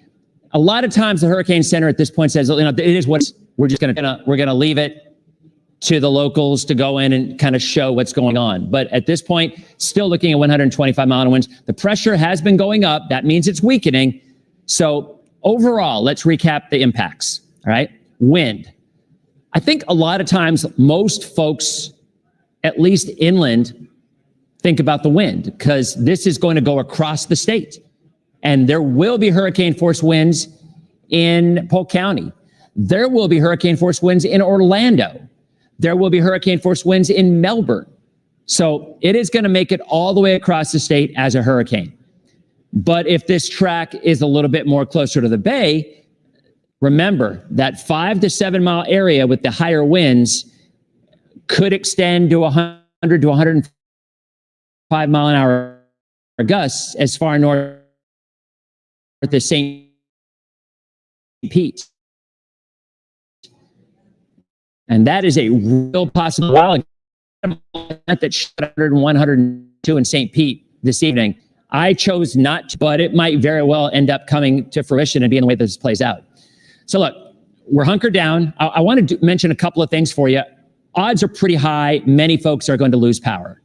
So we have a couple of, and I have chased hurricanes before, one in particular, Rita, back in 2005, which was a Cat 5 in Beaumont, Texas. And once the storm hits, and you lose power and it's nighttime, not only is it frightening. I mean, I know your anxiety is through the roof right now. I know it. We all feel it. We all sense it. I mean, I walk into the newsroom. I mean, every single person that works here lives in the community just like you do. And this is not national media that might live somewhere else. These are your neighbors and these are your friends. And it just changed, it looked like, Jason, didn't it? It did, actually. Matter of fact, the pressure went down a little bit, down to 948 millibars. And so there's the up track. It was inevitable, right? I mean, it was. There is the track still scooting kind of by northwestern Manatee, but certainly much, I mean, that's right over the Skyway, or pretty darn close to it, right? So there it is. That is the updated track. Now, winds are down to 120. This could conceivably be very close to a Category 2 hurricane when it makes landfall. So that is the good news out of this. A weaker storm would limit the impacts significantly, obviously, and that shear is doing its job. I mean, and it's also picking up its forward speed northeast at 17 miles an hour. Pressure really hasn't dropped. In fact, it lowered a little bit, which means it hasn't weakened much, but it's fanning out. What's happening is those winds are kind of pushing this thing like that and causing the winds to be farther out. Jason, look in the advisory and see how far hurricane force winds extend out. That's usually at the bottom of the advisory. They repeat it at the bottom because last check, hurricane force winds extended 35 miles out from the center. And I will tell you, of those 35 miles, 25 of them are maybe 75-mile-an-hour winds. Still 35. So that's good. So for the folks who are, what's that? Okay. So as Allie just showed you, that giant yellow color, the tropical storm force winds, they extend 255 miles. That's the whole state. I mean, that's the whole state. So pretty much the entire state will see tropical storm force winds. But the fact that hurricane force winds only extend 35 miles out, that is really good news for areas that are concerned about extreme wind damage. And not only that, we've gone from a 4 and very close to a 3. So it is still a major hurricane. We are still going to be hit by a major hurricane for the first time in 103 years. But at least it's not the 5, and it's not the 4, and it's barely a 3. But the flip side is this northern track is bound to bring more water into the bay. Now, I would say it might not be a ton more than what we had with Helene, but we all know how devastating Helene was. And 2 weeks later, I can't even fathom. For the folks who have lost everything with Helene and to have to deal with this over again. You got something else coming on here? 6 to 9 foot surge now for Tampa Bay. There you go. There you go. So the forecast, the official and I buy this one, by the way, that 10 to 15 when that track was down there just made no sense. Right now, the official track from the NHC brings a 6 to 9 foot surge into the bay. I would argue that the southern half of the bay will have more than the northern half of the bay. I think if you live in Oldsmar, I think if you live anywhere on this side here, you're going to have a lower surge than you will on the southern side because you'll still have that opportunity for kind of an offshore flow. But I think that 6 to 9 makes sense. And it's very, very reminiscent, very close to what Helene was. That's a forecast that I think we're going to end up going with, and I think it's one that's going to actually happen. There's been a lot of what ifs for the last 4 days. There's been a lot of high, there's been a lot of low, there's been a lot of in between. I mean, we're 4 hours out for heaven's sakes. I mean, and this just goes to show how volatile hurricanes, when it comes to this point, you will never be able to predict these wobbles, ever. Nobody on earth who can do it. No model, no person, whatever. So at this point, we are doing what you're doing. We're looking at this storm point by point, and I'm sure a lot of you have looked at it. Oh, look, it looks like it's going a little left. Oh, no, look, it's going a little right. I mean, I know you've done that because we all do it. But this is a track that I think ends up being correct. I think this is your final track. One that goes into the northwestern sections of Manatee or skims southern Pinellas County.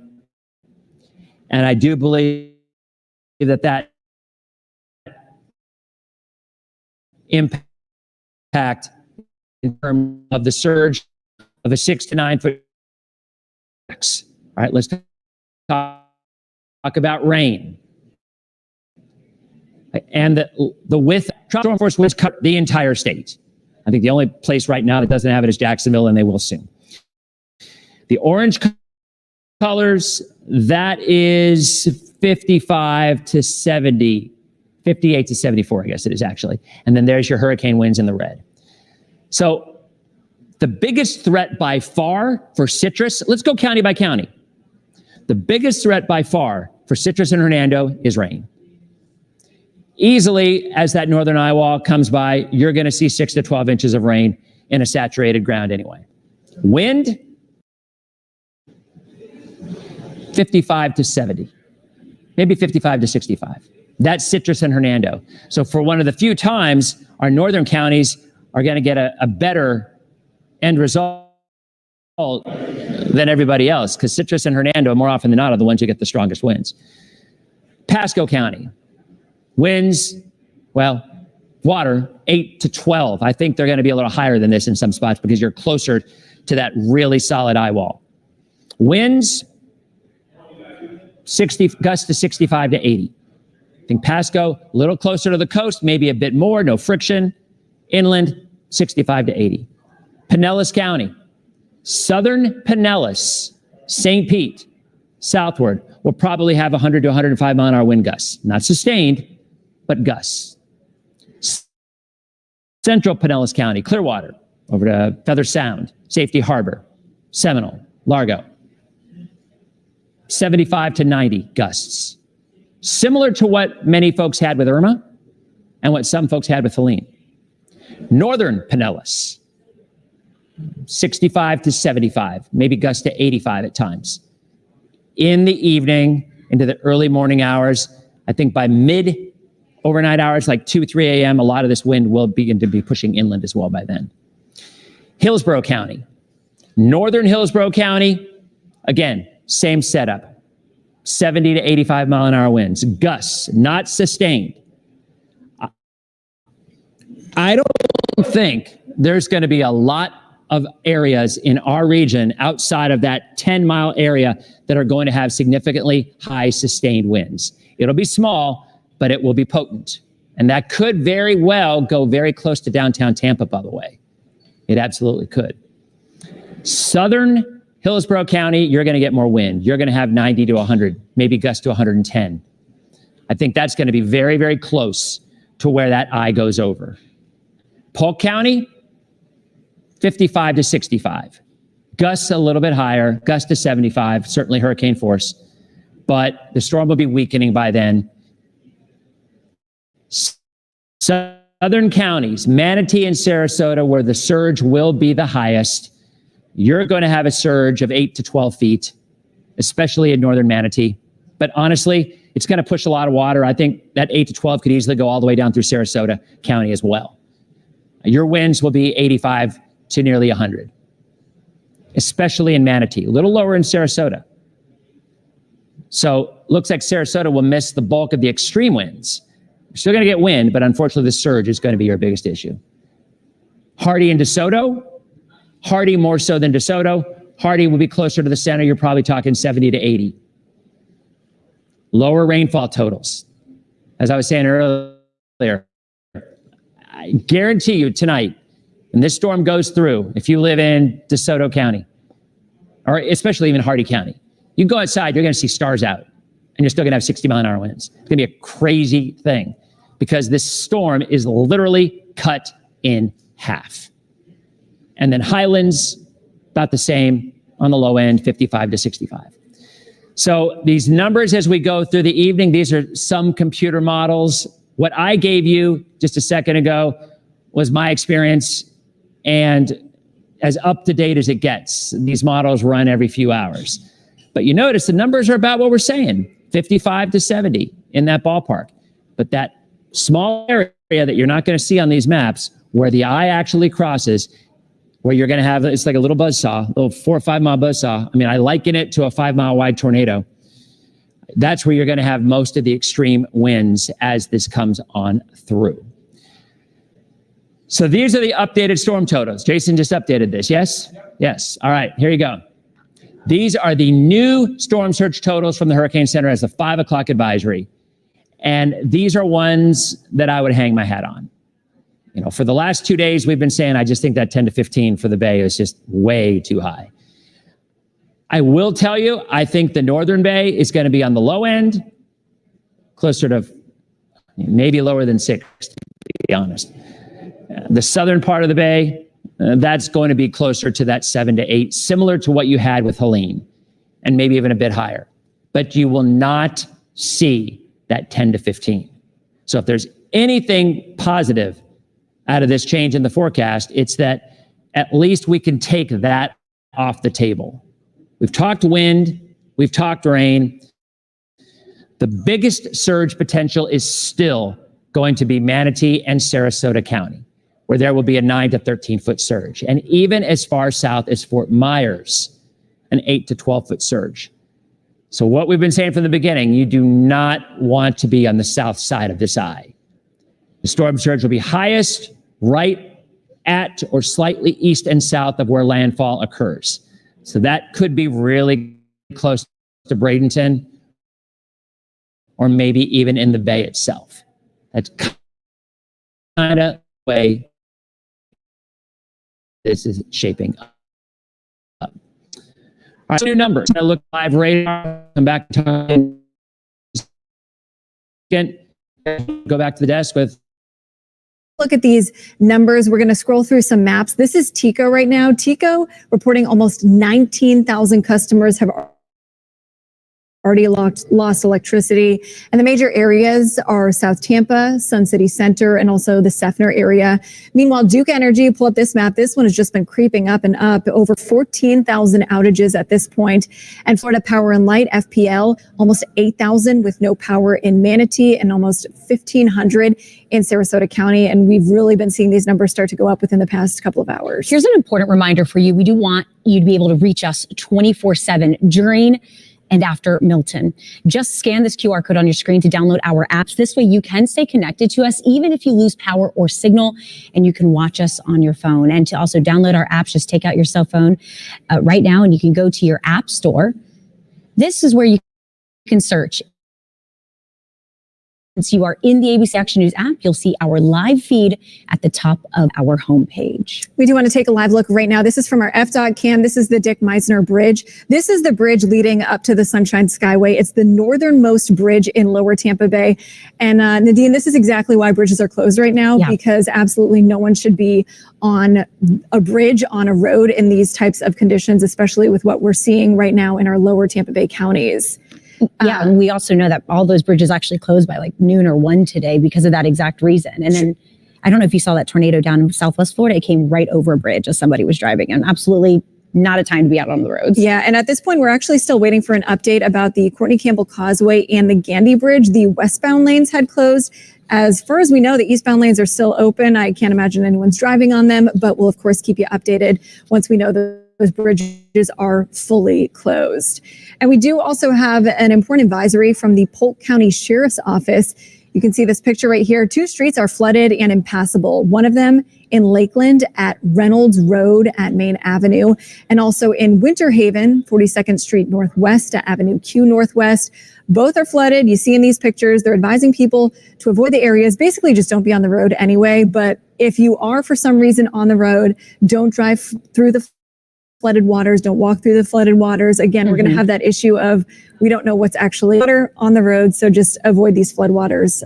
It's also just the beginning. We're going to see a lot more of these roads flooded, especially if that debris gets kind of trapped in the drains there. So just be patient with us throughout the night and make sure you stay in place at this point. Also, take a look at this. The city of Tampa just posted these pictures to social media. This is the Krause pumping station, now protected by this orange tube that you see here. This is called a Tiger Dam.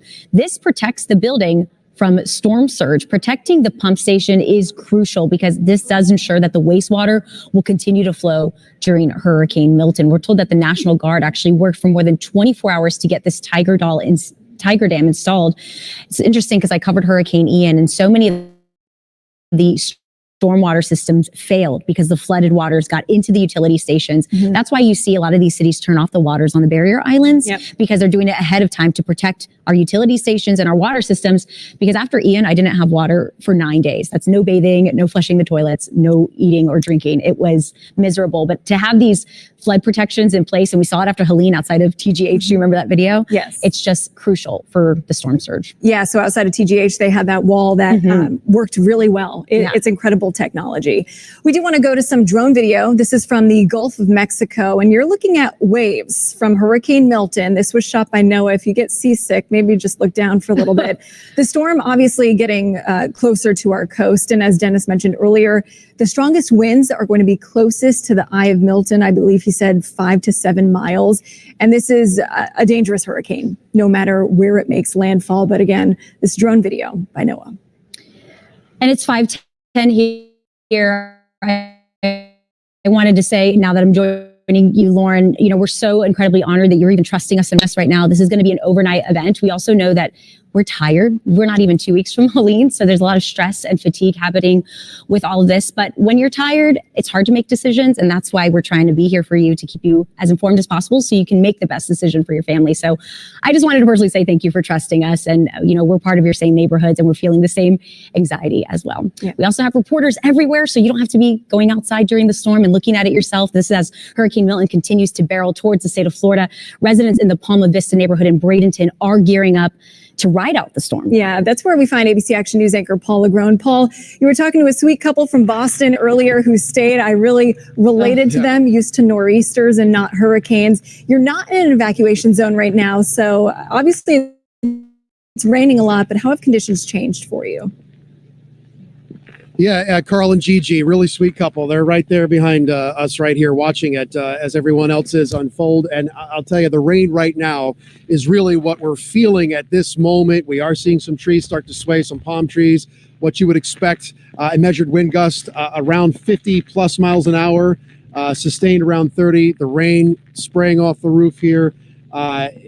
So that's kind of what we're dealing with at this moment. Just to give you a sense of where we are, this is the Palma Vista, Palma Sola area. We are about, I would say, 2.5 miles from the Manatee River. Bradenton Police Department just put out on Twitter, X, if you will, that the Manatee River has already appears to be flooding and has overflowed its banks. There's some street flooding happening there closer to the river.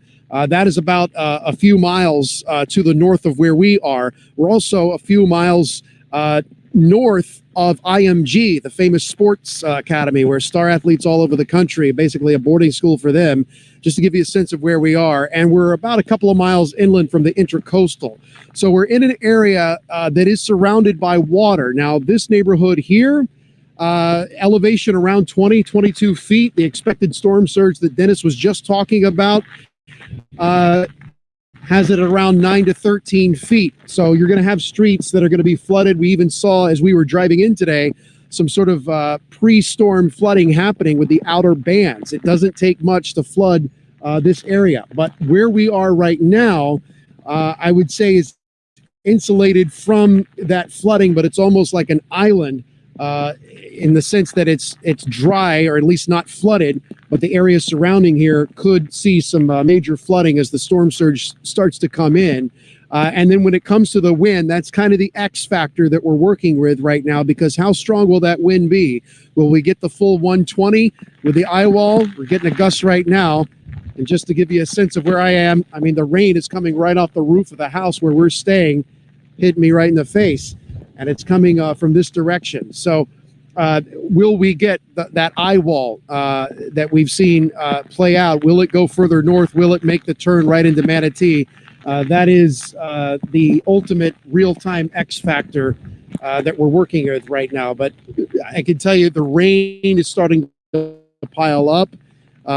Storm surge, I would say, is probably we're not getting the full effect of that yet.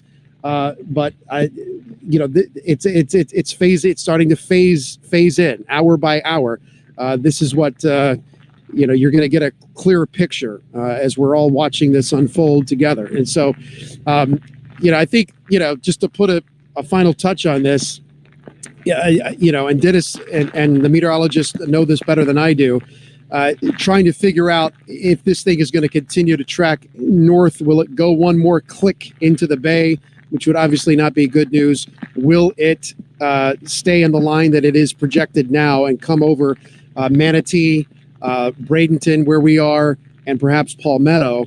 And how much wind will we see? How much storm surge will we see? How much rain will we see? And in effect, how much flooding will we see? We're still early. I know this thing is moving at 17, 16 miles an hour, which in a sense is good. Having covered too many hurricanes to count in my previous time, even before I got to Tampa, I always preferred a storm that would come in quickly and leave quickly. I always prefer that, and I think everyone does, rather than the slow-moving soaker that just stays over you. So there is some silver lining perhaps there.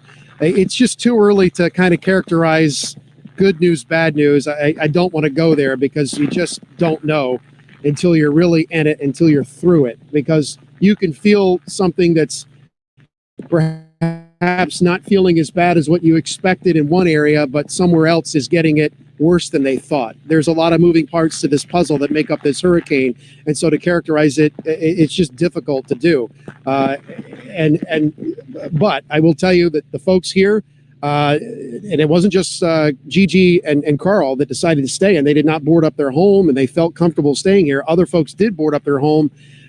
apparently a lot of people did stay here and are going to ride it out come what may. So that's the very latest here in Bradenton, in Manatee County, where, like you, in Tampa Bay and parts beyond, we're just sort of watching, waiting, and feeling the effects of Hurricane Milton and wondering, what are we going to see and when are we going to see it? Back to you guys. Definitely a lot of emotions, not knowing exactly where this is going to go, and either north or here or south. Either way, our neighbors are going to be impacted, and so many of our neighbors were hurt after Helene. And it's tough because if it doesn't go one place, it goes the other place. Yeah, and our hearts, it's all in our viewing area. It's all of our neighbors, literally people that we report with and talk to every day. So, of course, we're going to be here with you, and we have our teams out all over the area. Our team coverage for Hurricane Milton does continue in Pinellas County now. Again, we were just talking about this. It got so hard hit by Hurricane Helene. We still got a ton of storm debris lining the streets there. Yeah, ABC Action News reporter Eric Waxler is live for us in downtown St. Pete tonight. Eric, you're a little bit elevated. Conditions definitely got worse in St. Pete since we last talked with you. What is it like there now? Yeah, absolutely, Lauren. In the last hour or so, we have seen the wind really, really pick up, and the rain as well. And just take a look. We're here right on Central Avenue in downtown St. Pete, and we have just seen the conditions just deteriorate really fast. We've actually seen some people still out driving around, which is beyond me at this point. But if you look down, that is 17th Street, as we see somebody on the road right now turning on to 17th Street. And you see there's a tree down there already as the water starts to puddle up. And he's probably figuring out which way to go because there's a tree in the road. And the conditions are only going to get worse. I mean, we're just seeing the front end of the storm now. But as you just heard from Dennis and our weather team, if this storm does, in fact, inch closer to the bay, that is not good news for all the people here in St. Petersburg that just dealt with all the storm surge from Hurricane Helene, because we're talking about so many communities, St. Pete Beach, Northeast St. Petersburg, that just can't take any more water. And all of St. Petersburg is really in jeopardy at this point with that storm surge. We see some people trying to enjoy themselves. These are brand new, relatively new apartment buildings here. And we've been keeping an eye for the lighter side of things on the Jack Skellington Halloween decoration up there. And yeah, they know they're on TV. We've been yelling across at each other and they're trying to make the best of it. And I guess we know when Jack Skellington flies away that things have really gotten bad. But on a more serious note, people here, the city government put out an alert yesterday about the cranes. I mean, we've all seen, if you've been to downtown St. Petersburg, those cranes that are working on new towers going up. And those things can only withstand so much. So if winds do reach over 100 miles an hour, there is definitely concern about what could happen to those cranes. I did a little bit of research and saw there have been cases where cranes have crashed down from high winds in other parts of the country in the past. Of course, we hope that does not happen here, but there was a warning put out that if you do live near one of those cranes, that you should probably relocate yourself, or at least not be near the windows, because obviously we can only imagine the devastation if one of those things came toppling over. Also, just to give you another perspective here, that's 275 right now. There's somebody just driving by. I've seen emergency vehicles going on 275, not too many regular cars or trucks, but there are some people for some reason that are out on the highway right now that have chose to venture out into this as conditions get worse. Now, we're here at the True Hotel by Hilton on Central Avenue, and this place is a 7-story building, so we're feeling secure. We're on the 3rd floor right now, and this is the lobby in here, and there are actually dozens, obviously hundreds of people that have taken refuge in this hotel, and we're going to go talk to a couple of them inside here. Hey, everybody. And people from nearby have chosen to come here to stay safe. Some of them have had to deal with the flooding from Hurricane Helene, and they don't want to deal with it again. So they're here. This is all one family, right? For the most part. Say it. We're the Hurricane family. The Hurricane family. So I'll introduce everybody. I'm Michelle. This is Liv, my daughter, Safina, Robin, Devin, and this is Titus over here. And we met during the hurricane, actually, our little hurricane party here. Right. Everybody is turning into a family here. They're playing pool, they're playing chess, they're eating food. What brought you here? The flooding We actually really suffered pretty bad in the Helene. We had about 4 to 5 feet, and our cars are gone, all of that. So it made it pretty difficult to evacuate. Yeah. And what are you doing to pass the time besides answering silly questions for me? Well, like you said, we've been playing pool. This place is great. True has been awesome. So a lot of shout out to them. We want to keep the morale high, and it's been going really well. I mean, we made a lot of friends here over the